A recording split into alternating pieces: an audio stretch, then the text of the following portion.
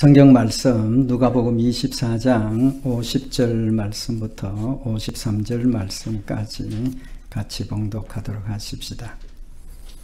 예수께서 저희를 데리고 베다니 앞까지 나아가사 손을 들어 저희에게 축복하시더니 축복하실 때에 저희를 떠나 하늘로 올리우시니 저희가 그에게 경배하고 큰 기쁨으로 예루살렘에 돌아가 늘 성전에 있어 하나님을 찬송하니라. 아멘.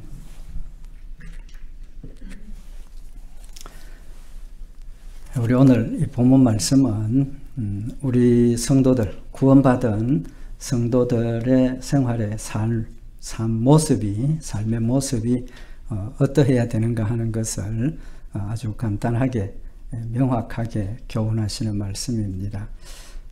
우리를 구원하신 예수님을 믿는 성도들의 모습이 여기 세 가지 우리 기록이 되어져 있죠. 첫째는 큰 기쁨이 있어야 된다는 겁니다. 두 번째는 늘 성전에 있어야 된다는 거죠. 세 번째는 하나님을 찬송하는 것. 이 세 가지가 우리가 구원받은 성도들의 생활에 본이 되는 것이라는 사실을 우리에게 교훈을 하시는 말씀입니다. 왜 그렇게 해석을 할 수 있느냐 하면 오늘 여기 이 제자들의 모습이 전혀 달라졌습니다. 완전히 바뀌어졌습니다. 예수님 성천하시는 모습을 보기 전까지는 두려워서 숨어 있었고 도망갔던 이제 그런 모습들이었는데 예수님 성천하신 모습을 보고 그들의 모습이 완전히 바뀌어진 겁니다. 그러니까 옛사람과 새사람의 모습 비교해서 우리에게 교훈을 하시는 말씀입니다. 오늘 이 말씀을 중심으로 제자들이 삶이 왜 그렇게 바뀌어질 수 있었느냐는 겁니다. 또 구체적으로 우리가 기뻐해야 될 이유, 또 그 제자들의 그 성전에 있었던 그 의미, 이런 부분들 우리 말씀을 참고를 하면서 부활하신 예수님 우리도 확실히 믿고 우리의 삶에 이런 기쁨과 또 하나님 중심의 믿음의 열매가 맺혀지기를 원합니다.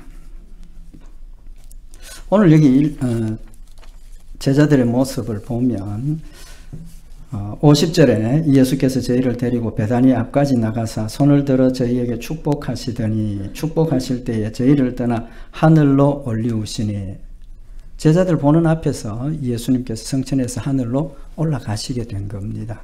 그 모습의 의미가 무엇이겠습니까? 단순히 제자들에게 예수님이 부활하셨고 살았고 천국 성천하시는 모습을 보여준 그 의미가 뭐냐는 겁니다. 그 모습에 뭐 여러 가지 의미를 우리가 부여할 수 있을는지 모르겠는데 가장 중요한 것은 마지막 심판 후에 우리 성도들의 모습입니다.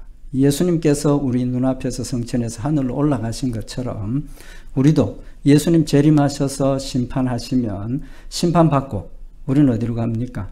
천국으로 가는 거죠. 그 천국으로 가는 모습을 제자들에게 보여주셔서 구원의 완성을 우리에게 교훈하시는 겁니다. 구원받은 우리들의 삶의 마지막이 어디냐? 천국이라는 사실을 보여주시는 거죠. 그래서 제자들이 예수님 성천하시는 모습을 보고 구원의 확신을 가졌고 우리도 예수님처럼 천국 가겠구나. 그 산 소망이 그들의 마음속에 새겨질 때 기쁨이 넘쳤고 또 늘 성전에 있을 수 있었고 하나님께 찬양할 수 있는 그런 열매가 맺혔다는 겁니다. 그럼 이 제자들이 어떻게 해서 그 두려움 가운데 있다가 늘 문을 잠궈 놓고 숨어 있던 그들이 이제 예수님 성천하시는 그 모습을 보고 왜 기쁨이 충만했느냐는 겁니다. 그 중요한 의미가 뭐냐 하면 예수님 부활하시고 난 뒤에 여러 번 제자들에게 성천하시기 전까지 여러 번 제자들에게 나타나셔서 자신이 부활했다는 사실을 보여주셨죠. 이유가 무엇입니까? 예수님 다시 사셨다는 걸 믿으라는 겁니다. 믿을 수 있는 증거를 보여주신 거죠. 우리는 지금 보지는 못했지만 믿습니다. 그러나 제자들은 예수님 죽으시고 난 뒤에 그 절망감, 두려움, 그것 때문에 문을 잠궈 놓고 숨어 있었고 걱정하고 그랬다는 거죠. 왜 그렇습니까? 예수님 부활에 대한 믿음이 확실히 없었기 때문이죠. 오늘 여기 누가복음 24장 1절부터 43절까지의 그 말씀은 부활하신 예수님께서 제자들에게 나타나셔서 예수님이 확실하게 부활하셨다, 육신으로 부활하셨다는 것을 자꾸 보여주시는 겁니다. 보여주신 것. 그 이유는 좀 전에 말씀드린 것처럼 예수님의 부활이 확실히 일어났다는 것을 믿도록 하기 위한 목적이 있었던 겁니다. 그래서 예수님께서 부활하셔서 성천하시는 그 기간 동안 자꾸 제자들에게 자신의 부활하심을 나타나서 보여주셔서 믿도록 하신 겁니다. 그 다음에 성천하시면서 그 의미를 다시 한번 깨우쳐 주십니다. 여기 누가복음 24장 44절에 보면 성천하시기 직전에 예수님께서 제자들에게 하신 말씀인데 44절에 보면 내가 너희와 함께 있을 때에 너희에게 말한 바 곧 모세의 율법과 선지자의 글과 시편에 나를 가리켜 기록된 모든 것이 이루어져야 하리라 한 말이 이것이라. 그리고 그 말의 내용이 뭐냐 하면 46절에 보면 이같이 그리스도가 고난을 받고 제3일에 죽은 자 가운데서 살아날 것과, 예수님께서 성천하시기 직전에 제자들에게 자신이 죽으셨던 그 일의 의미가 그냥 갑자기 되어진 것이 아니고 이미 자신들이 믿고 있는 구약시대 선지자들을 통해서 그리스도가 오시면 어떻게 역사를 하고 어떻게 될 것이다 라고 예언하셨던 일이 그대로 이루어진 것이다 라는 걸 말씀을 하고 계시는 겁니다. 약속대로 되어진 거라는 거죠. 그러면서 그 내용의 핵심이 뭐냐 하면 그리스도가 오시면 잡혀서 죽으시고 사흘 만에 부활하신다. 그게 핵심이라는 겁니다. 그러니까 예수님께서 제자들에게 보여주신 것처럼 죽으셨고 사흘 만에 부활하셨다는 겁니다. 그 사건의 의미가, 그 사실의 의미가 그냥 되어진 것이 아니라 하나님께서 계획하시고 약속하시고 보여주셨던, 말씀으로 보여주셨던 그 일이 성취된 것이라는 거죠. 그런데 제자들이 그동안 예수님으로부터 그 말씀을 들었습니까? 못 들었습니까? 들었죠. 들었지만 어땠습니까? 못 믿었지 않습니까? 못 믿었습니다. 그죠? 그래서 예수님 장례를 치르고 사흘 만에 마리아를 위시해서 여러 여자들이 향품을 준비해서 예수님을 뵈러 갔다는 거죠. 죽은 예수님을 기억을 하고 있는 겁니다. 심지어 제자들이 예수님 부활하셨다는 소리를 들었지만 못 믿었지 않습니까? 못 믿었습니다.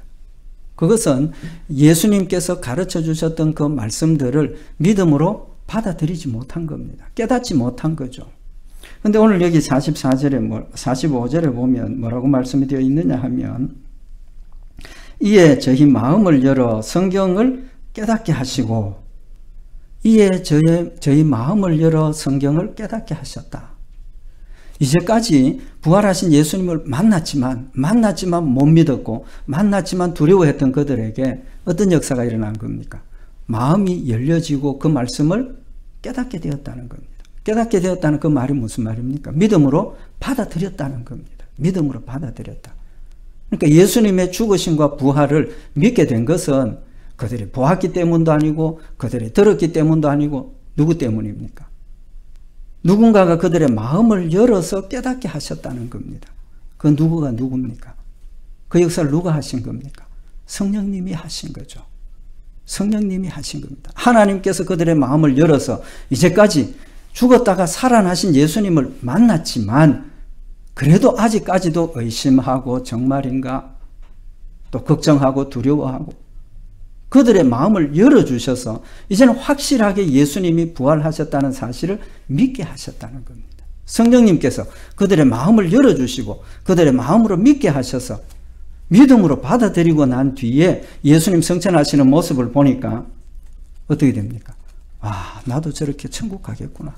나도 저렇게 구원받고 하나님 앞에 올라가겠구나 라는 믿음을 가지게 되니까 육신의 죽음이 두렵습니까? 안 두렵습니까? 육신의 죽음 상관이 없는 겁니다. 왜? 죽어도 어딜 가니까?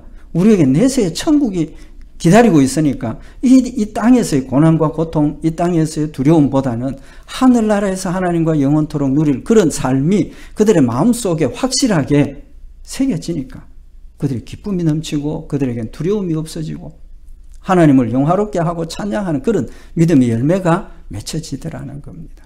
핵심은 성령님께서 그들의 마음을 열어서 이제까지 듣고 들었고 보고 보았지만 못 믿었던 그 사실들을 믿게 하셨다는 겁니다.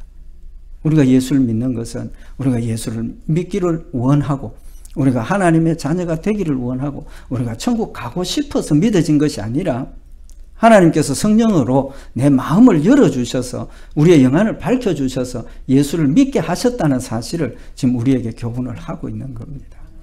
두 번째로 여기 이 말씀 가운데 어떤 의미를 우리가 봐야 되느냐 하면 47절에 보면 예수님께서 그 구속의 역사를 설명을 하시면서 그리스도가 고난을 받고 제3일에 죽은 자 가운데서 살아날 것과 또 그의 이름으로 죄 사함을 얻게 하는 회개가 예루살렘으로부터 시작하여 모든 족속에게 전파될 것이 기록되었으니, 여기 예수님께서 구속의 역사 또 제자들에게 예수를 믿게 하신 목적을 지금 설명을 하셨습니다.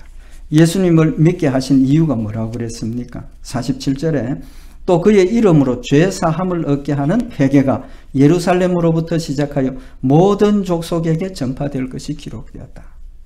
구약성경 선지자들을 통해서 메시아가 오시면 나를 대신해서 십자가에 못 박혀 죽으시고 부활하시고 그 다음에 그 복음이 예루살렘으로부터 땅끝까지 전파되는, 이방인들도 구원받는 축복의 문이 열렸다는 사실을 말씀을 하셨다는 겁니다. 그러니까 앞으로 너희가 그 일을 감당할 사역자라는 것도 말씀을 하시면서 여기 구원의 핵심을 예수님이 뭐라고 표현을 하셨습니까? 그의 이름으로 죄 사함을 얻게 하는 회개가. 우리가 구원은 뭐로 받습니까? 구원은 뭐로 받습니까? 믿음으로 받죠. 믿음으로 받습니다. 근데 믿음으로 받는다는 그 말은 어떤 의미를 가집니까? 예수를 믿음으로 내 죄가 어떻게 되는 겁니까? 용서받았다는 걸 이야기를 하죠. 그래서 우리는 믿음과 용서를 자꾸 강조를 합니다. 사실은 구원에 대한 교리를 가르칠 때도 그렇고 또 뭐 그런 내용을 보면 믿음으로 내 죄가 용서받았다. 믿음으로 내 죄가 용서받았다. 꾸준히 그걸 강조를 하는 겁니다. 그런데 예수님 지금 뭐라고 말씀을 하십니까? 예수 그리스도의 이름을 믿음으로 죄 사함 받는 회개가 그랬습니다. 회개. 용서와 회개는 어떤 의미가 있습니까? 용서와 회개는 같은 겁니다. 사실은 어떻게 보면 연결되어 있죠. 그건 뗄 수 없는 겁니다. 회개하고 용서받고. 그러니까 회개의 결과가 용서입니다. 그 다음에 믿음으로 내 죄를 깨닫고 회개하고 그 다음에 용서받는 겁니다. 근데 우리는 믿음으로 용서받았다, 믿음으로 구원받았다 하고 자꾸 이야기를 해서 중간에 있는 그 과정이 뭡니까? 내 죄를 깨닫고 내가 죄인임을 깨닫고 회개하고 용서받는 그 두, 내 죄를 깨닫고 내가 회개한다는 사실을 우리는 자꾸 그 좀 의도적인 건 아니지만 용서를 강조를 하다 보니까 그 회개에 대한 부분을 우리가 자꾸 넘겨가 그냥 지나쳐버리는, 가볍게 지나가는 그런 경향이 있다는 거죠. 오늘 여기 예수님께서 예수의 이름으로 용서받는 구원을 전하는 게 아니라 예수를 믿음으로 또 예수의 이름으로 회개하는 내용을 전파한다. 회개를 강조하고 있는 겁니다. 이 부분은 우리가 좀 돌아봐야 될 부분이라고 생각을 합니다. 저는 자주 우리가 회개에 대한 부분을 말씀을 드리는데 회개가 없으면 용서가 없습니다. 회개가 없으면 용서가 없습니다. 그래서 마지막 심판 때 하나님께서 각자가 심판대 앞에 서서 자기의 죄를 다 고한다라고 성경은 교훈을 하고 있습니다. 왜? 그게 회개니까. 내 죄를 인정하고 내 죄를 다 고백하고 그 다음에 회개하고 용서받는 겁니다. 그러면 내 죄를 다 기억합니까? 못합니까? 못하지 않습니까? 못합니다. 또 어떤 때는 내가 죄를 범해놓고 이게 죄인지 아닌지도 모르고 넘어가는 것도 있습니다. 그래서 우리는 살아있는 동안은 온전한 회개를 할 수가 없습니다. 사실은. 또 회개를 했으면 다시는 그 일을 안 해야 정상적인 회개가 끝이 나는 거죠. 도적질한 거 나 하나님 잘못했습니다. 용서해 주십시오. 도적질했습니다. 해놓고 또 도적질하면 어떻게 됩니까? 완벽한 회개가 아닌 겁니다. 그죠? 거짓말 해놓고 또 거짓말하면 그 죄를 자꾸 범하는 거니까 회개에서도 그걸로 끝나는 거지. 그 뒤에 그건 진정한 회개가 아니라는 거죠. 그래서 성경에서도 도적질한 사람은 정상적으로 회개를 하려면 어떻게 해야 된다 그랬습니까? 하나님께 죄를 용서받고 고백하고 용서하고 용서함을 받고 그 다음에 어떻게 해라 그랬습니까? 열심히 내 손으로 일을 해가지고 선한 일 하도록 하라고까지 말씀을 하시는 겁니다. 그러면 우리가 살아있는 동안 회개를 다 못하니까 마지막 심판대 앞에서 하나님께서 내가 기억하지 못했던 것, 내가 잊어버리고 용서를 구하지 못했던 것, 또 차마 부끄러워서 하나님 앞에 내놓고 회개하지 못했던 그 모든 일들을 기억나게 하셔서 내 스스로 내 입으로 내 모든 죄를 하나님 앞에 토설하고 내어놓고 그 다음에 예수님께서 나는 예수를 믿었으니까 네 죄를 용서한다. 모든 죄를 용서 안 받고 천국 가는 겁니다. 그런 의미에서 보면 이 회개는 구원의 핵심입니다. 구원받는 일의 핵심인 겁니다. 회개가 있어야 된다는 거죠. 그래서 예수님께서 용서를 말씀하시는 게 아니고 지금 회개를 말씀을 하시는 겁니다. 예수님의 공생의 첫 설교의 내용이 뭡니까? 회개하라, 천국이 가까웠느니라. 세례 요한의 설교의 핵심이 뭡니까? 똑같은 겁니다. 회개하라, 천국이 가까웠느니라. 마가복음 1장 4절에 보면 세례 요한이 세례를 베풀었죠. 세례를 베풀었는데 그 세례의 의미를 뭐라고 이야기를 하고 있느냐 하면 회개의 세례라고 이야기를 하고 있습니다. 마가복음 1장 4절에 보면 세례 요한이 이르러 광야에서 죄 사함을 받게 하는 회개의 세례를 전파하니, 회개의 세례를 전파하니. 세례 요한이 광야에서 요단강에서 세례를 베푼 목적이 그냥 나 세례 받겠습니다 하고 오는 사람 세례 베푼 게 아니라 세례 받기 전에 자신의 죄를 다 고백하고 그 다음에 세례를 받게 했어요. 그래서 마가복음 1장 5절에 이어서 뭐라고 말씀을 하시느냐 하면 온 유대 지방과 예루살렘 사람이 다 나아가 자기 죄를 자복하고 요단강에서 그에게 세례를 받더라. 세례는 그냥 받는 거 아닙니다. 그저 무턱대고 나 예수 믿으니까 나 예수 믿습니다라고 세례 받는 게 아니라는 겁니다. 세례 받는 그 순간에는 내 모든 죄를 하나님 앞에 내어놓고 용서를 비는 그런 과정을 거치고 세례를 받아야 되는 겁니다. 제일 핵심적인 죄가 뭡니까? 예수 안 믿은 죄입니다. 예수 안 믿은 죄. 예수 안 믿으면 죄의 근원이죠. 예수를 믿으니까 믿는 그 순간부터 내 모든 죄를 용서함 받는 겁니다. 비록 죄를 고백하지 못했지만 일일이 다 고백하지 못했지만 세례를 받는 그 순간에 고백이 하나님 나는 예수를 안 믿는 하나님을 안 믿는 죄인이었습니다. 이제 난 예수 믿겠습니다. 그 고백입니다. 세례가. 그럼 왜 이렇게 세례가 중요하냐는 거예요. 왜 이렇게 회개가 중요하냐는 거예요. 좀 전에 말씀드린 것처럼 회개하지 않으면 용서 못 받습니다.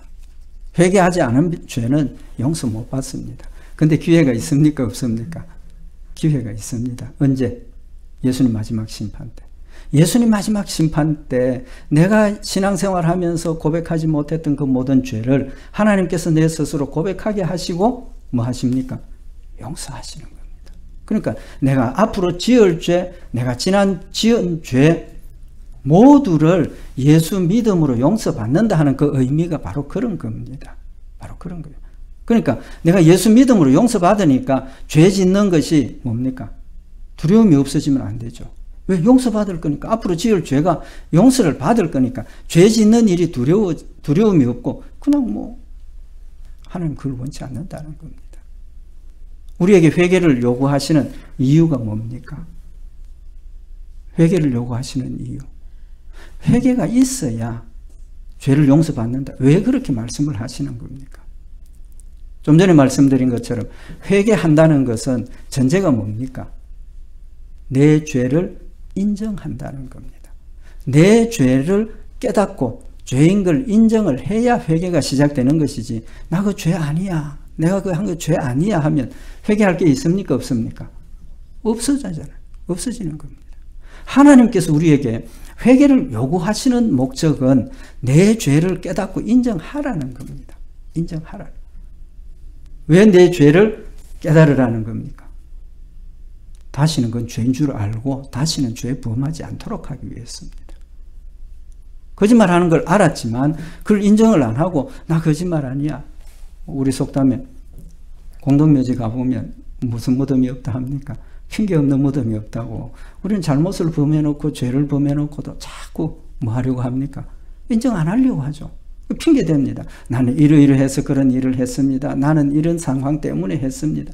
자꾸 핑계를 만들어서 그 죄를 인정 안 하려고 한다는 겁니다. 하나님 원하시는 그게 아니라는 거죠. 죄를 죄로 인정을 하고 나면 그 다음 단계가 뭐가 있습니까? 예수님이 있다는 겁니다. 그러니까 우리는 내 죄를 인정하는 걸 두려워하지 말라는 겁니다. 그냥 솔직하게 하나님 앞에 내어놓고 내 죄를 인정하고 하나님 잘못했습니다 하면 어떤 죄든지 용서해 주신다는 겁니다. 우리가 예수 믿고 난 이후에도 죄를 범하지 않습니까? 죄를 범합니다. 예수 믿는 그 순간부터 우리는 거룩한 백성으로 구별을 받았지만 아직도 우리 마음속에 육신의 욕심이 살아있고 세상의 것들이 우리를 유혹하고 있는 상황이기 때문에 우리는 넘어질 수밖에 없습니다. 넘어질 수밖에 없어요. 그걸 우리가 인정을 해야 된다는 겁니다. 그렇기 때문에 죄를 범하고 돌아서서 하나님, 이거 또 죄를 범했습니다. 용서해 주십시오. 이게 자꾸 이어지는 겁니다. 또 그렇게 되다 보면 어떤 상황이 벌어집니까? 스스로 낙심하게 되죠. 하나님 아침에 뭐 이렇게 기도했는데 1시간도 안 돼서 또 똑같은 모습을 보이고 자꾸 그렇게 넘어지다 보면 낙심하게 되는 겁니다. 절망하게 되죠. 그러나 그거는 사탄이 우리를 넘어뜨리는 것이지 우리가 할 일이 아니라는. 또 넘어졌구나. 예수님 나는 뭐 이런 사람입니다. 용서해 주십시오. 용서해 주십니다. 로마서 5장 20절에 보면 율법이 가입한 것은 범죄를 더하게 하려 함이라. 율법이 가입한 것은 범죄를 더하게 하려 함이라. 무슨 말입니까? 하나님 우리에게 율법을 주신 것은 범죄를 더하게 하기 위함이라는 겁니다. 이해가 되십니까? 그 말은 율법이 있음으로 말미암아서 죄가 되는 겁니다. 하나님께서 십계명에 거짓말하지 말라, 거짓말하면 죄다라고 하셨기 때문에 거짓말하는 것이 죄가 되는 겁니다. 죄가 되는 거예요. 율법이 없으면 그 죄가 없는 거죠. 그럼 하나님께서 굳이 그런 죄를 기록을 하셔서 우리에게 제시하시는 이유가 뭐냐는 겁니다. 아까 예수 믿지 않는 것 죄라 그랬는데 예수 믿지 않는 게 죄인 이유가 뭐냐 하면 예수를 믿지 않으면 하나님의 율법을 순종해야 될 의무가 있습니까? 없습니까? 없어지죠. 그들은 의무가 없습니다. 의무가 없어요. 그 말은 로마서에 뭐라고 표현을 했느냐 하면 우리가 예수님을 알기 전에는 이미 진노의 자식으로 지옥 백성으로 살아가고 있다는 겁니다. 율법도 모를 뿐더러 율법을 지켜야 된다는 의무도 없고 그러니까 육신의 욕심대로 자기 뜻대로 그냥 살아가는 겁니다. 그러나 하나님께서 우리를 찾아오셔서 예수를 믿게 하시는 그 순간부터 우리에게는 어떤 의무가 생깁니까? 율법을 지켜야 할 의무가 생기는 겁니다. 그때부터 의무가 생기는 겁니다. 의무도 생기고 하나님께서 율법을 깨닫게 하셔서 내 마음속에 그 율법을 지키려고 하는 열심도 주시고 열심히 지키도록 하신다는 겁니다. 그러니까 예수 믿기 전에는 예수 안 믿은 건 뭡니까? 그 예수 안 믿은 그 죄라는 그 자체가 죄라는 겁니다. 그러나 우리가 예수를 믿는 그 순간부터 율법을 지켜야 할 의무가 생겼고 그 의무를 위해서 힘을 다해서 우리가 지키려고 노력을 해야 된다는 겁니다. 노력을 해야 함에도 불구하고 불행하게도 우리의 힘으로는 이룰 수 없는 일입니다. 이룰 수 없는 일. 그걸 하나님이 아시기 때문에 누굴 보내셨습니까? 예수 그리스도를 보내셔서 죄의 삭선 사망이라고 하신 그 일을 예수님이 대신 짊어지시고 십자가에 못 박혀 죽으셨기 때문에 내가 예수를 믿음으로 내 모든 죄를 용서함 받는 결과를 가져오는 겁니다. 그래서 용서함 받았기 때문에 앞으로 죄를 더 열심히 안 지어야 된다는 거죠. 힘을 다해서 우리가 하나님 말씀을 순종해야 한다는 겁니다. 그럼에도 불구하고 우리의 힘으로는 이룰 수 없다는 겁니다. 그래서 로마서 5장 20절에 보면 율법이 가입한 것은 범죄를 더하게 하려 함이라. 그러나 죄가 더한 곳에 은혜가 더욱 넘쳤나니. 죄가 더한 곳에 은혜가 더욱 넘쳤다. 왜 그렇습니까? 나는 죄를 짓지 않으려고 노력하고 열심히 애를 쓰고 했는데 죄를 자꾸 지었어. 안 된다는 거죠. 좀 전에 말씀드린 것처럼 또 똑같은 죄를 범하고 반복해서 죄를 범하고 낙심하고 절망할 때 우리의 마음속에 하나님 주신 대답이 뭡니까? 넌 너희 힘으로는 그건 이룰 수 없어. 넌 너희 힘으로 그걸 이룰 수 없어. 그렇기 때문에 예수님을 보냈지 않느냐. 예수님을 믿음으로 내 모든 죄를 용서함 받는다는 확약을 주셨다는 겁니다. 그러니까 죄 용서받는 그 순간에 내 마음에 무슨 생각이 생깁니까? 기쁨이 생기죠. 감사가 생깁니다. 내가 죄를 범했는데 용서받을 길이 없으면 절망이죠. 그러나 죄를 범했는데 예수님이 나를 대신해서 십자가에 못 박혀 죽으셨다는 사실을 깨닫고 믿음으로 고백하고 하나님 내 이런 죄를 범했습니다. 오냐 용서하마. 내가 고백하기 전에 이미 하나님께서 내 마음을 아시고 용서하셨습니다. 죄가 많은 곳에 은혜가 많다는 뜻이 뭡니까? 바로 그겁니다. 죄를 많이 지었을수록 용서함 받은 기쁨이 어떻습니까? 더 크죠. 예수님께서 비유를 들어 말씀을 하셨죠. 빛에 대한 비유를 말씀을 하시면서 빛을 많이 탕감받은 사람이 기쁘겠느냐, 적게 받은 사람이 기쁘겠느냐, 누가 더 기쁘겠느냐? 물론 적게 받은 사람도 기쁘겠지만 더 많이 탕감받은 사람이 더 기쁘다. 기분 좋지 않습니까? 더 기분이 좋다는 거예요. 그래서 죄가 많은 곳에 은혜가 많다는 것은 내 죄를 깨닫고 하나님 앞에 고백하고 용서함 받았다는 기쁨이 내 마음속에 쌓이기 시작하면 10개를 고백하고 10개 용서받은 것하고 100개를 고백하고 100개 용서받은 것하고 어느 게 더 기쁘겠느냐는 겁니다. 어느 게 더 기쁘겠느냐.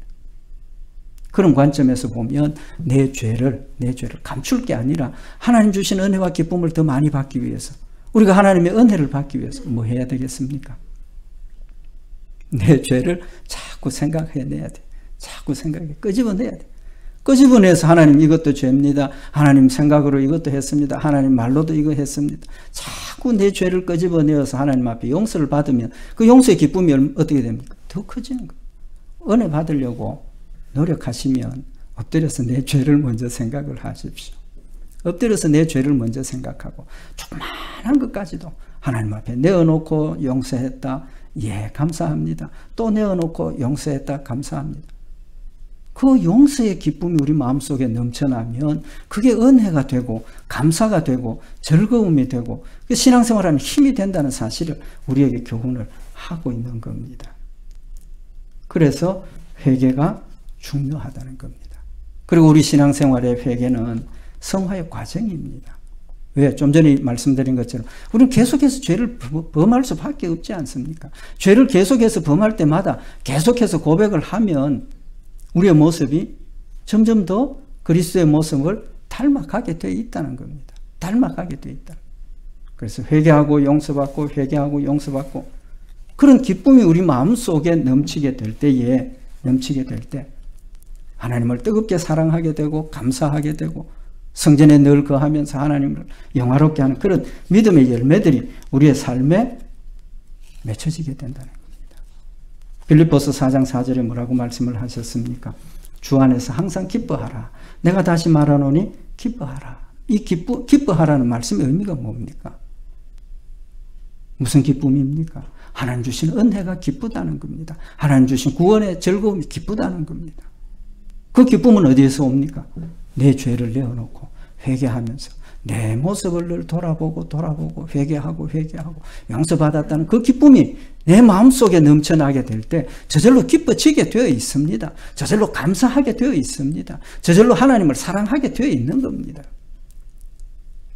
출발이 내 죄를 깨닫고 내가 하나님 앞에 죄인임을 깨닫고 엎드려 회개할 때 우리 마음속에 기쁨이 오고 겸손해지고 하나님을 뜨겁게 사랑하게 된다는 사실을 지금 말씀을 하고 있는 겁니다.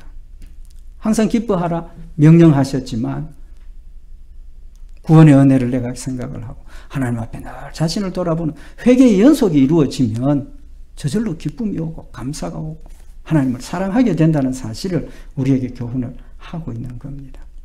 늘 자주 말씀을 드리지만 다윗이 시편 51편에 하나님 앞에 우리의 아내를 취하고 하나님 앞에 죄를 범해서 그런 상황을 회개하면서 시편 51편 12절에 보면 주의 구원의 즐거움을 내게 회복시키시고 자원하는 심령을 주사 나를 붙드소서라고 고백을 하고 있습니다.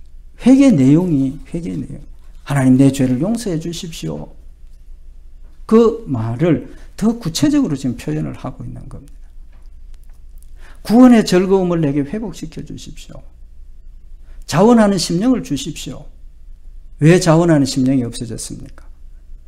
왜 즐거움이 없어졌습니까? 죄 때문이라는 걸 알고 있는 겁니다. 조그마한 죄악이라도 내 마음속에 존재하고 있고 그걸 깨닫게 되면 마음이 두려워지게 되어 있습니다. 불편해지게 되어 있습니다. 기쁨이 사라진다는 겁니다. 그러나 다윗은 하나님 앞에 자신의 죄를 내어놓고 하나님 내 죄를 용서해 주십시오. 그 용서의 결과가 내 마음속에 구원의 즐거움이 넘쳐나게 된다. 구원의 즐거움입니다. 구원의 즐거움. 구원의 핵심이 뭡니까? 회개와 용서인 겁니다. 회개와 용서. 근데 자꾸 우리는 용서만 자꾸 이야기를 하니까 회개에 대한 거는 관심이 멀어지는 거예요. 사실은 회개가 더 중요한 겁니다. 회개가 있어야 용서가 있는 겁니다. 회개하기 위해서는 내 죄를 깨닫고 인정하는 것이 필요하다는 겁니다. 우리의 부족한 모습입니다. 저도 마찬가지입니다. 평생 목회를 하면서 나는 큰 죄를 범한 거 없어. 은연중에 그런 생각을 하지 않습니까? 나는 열심히 주의를 지키고 하나님 말씀대로 살고 있어. 난 죄에 대해서 민감해져야 되는데 죄에 대해서 자꾸 둔해지는 겁니다. 죄에 대해서 둔해지니까 구원의 즐거움이 일상화되어 버리고 그 즐거움이 새로워지지 않는다는 겁니다.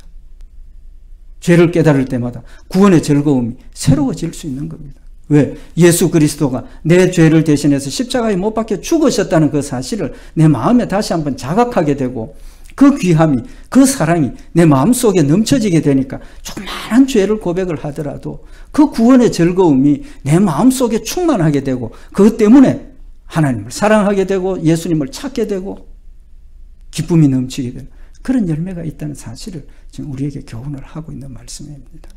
베드로가 마지막에 뭐라고, 사도 바울이 마지막에 뭐라고 고백을 합니까? 나는 죄인 중에 괴수로다. 나는 죄인 중에 괴수로다. 왜 그런 고백이 나오느냐는 겁니다. 그의 마음속에 구원의 즐거움이 있기 때문에, 구원의 축복이 그에게 있기 때문에 그런 고백이 나오는 겁니다.